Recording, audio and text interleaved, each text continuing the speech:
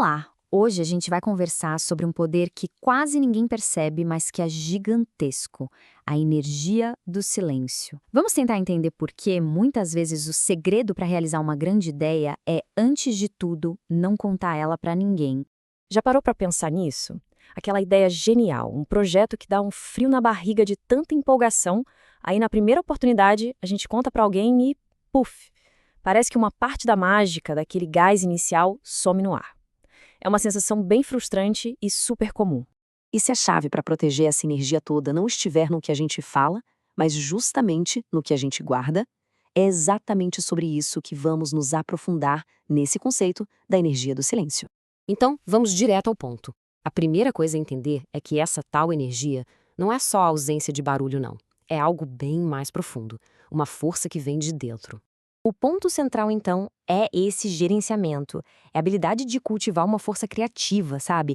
De proteger essa força tanto das influências externas, quanto daquela nossa conversa interna que às vezes joga contra a gente.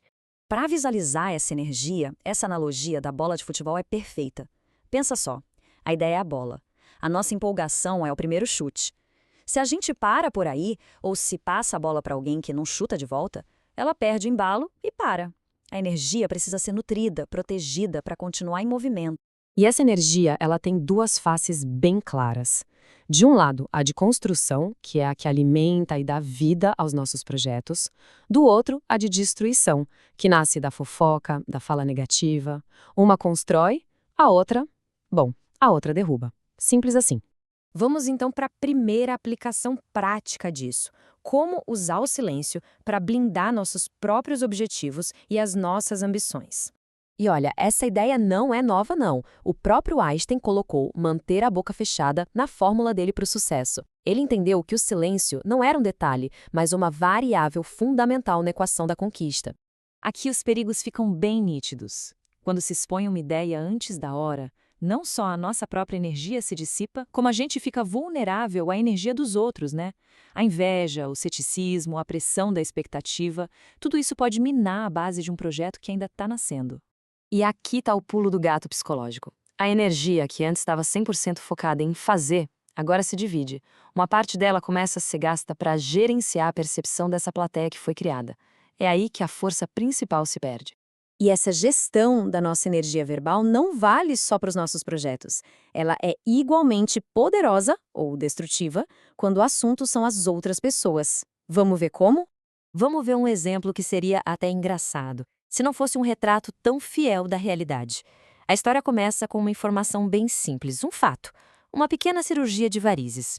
E aí, de boca em boca, a história vai crescendo. A pequena cirurgia vira um problema de circulação, que vira um risco de trombose e, de repente, se transforma num boato sobre uma cirurgia de coração aberto com risco de vida.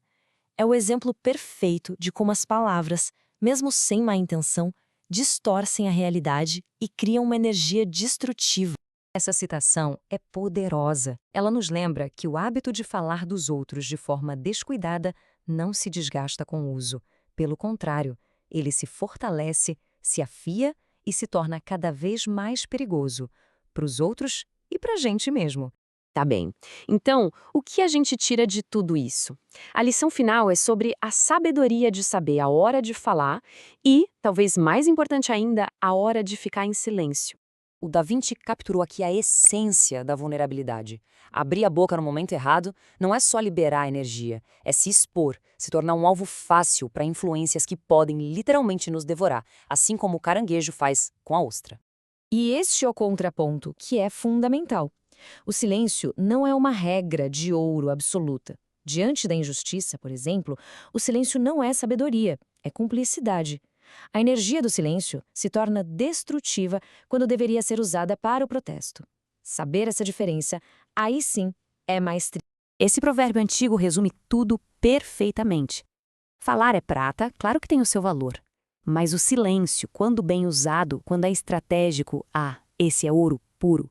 É nele que mora o verdadeiro tesouro da nossa energia criativa.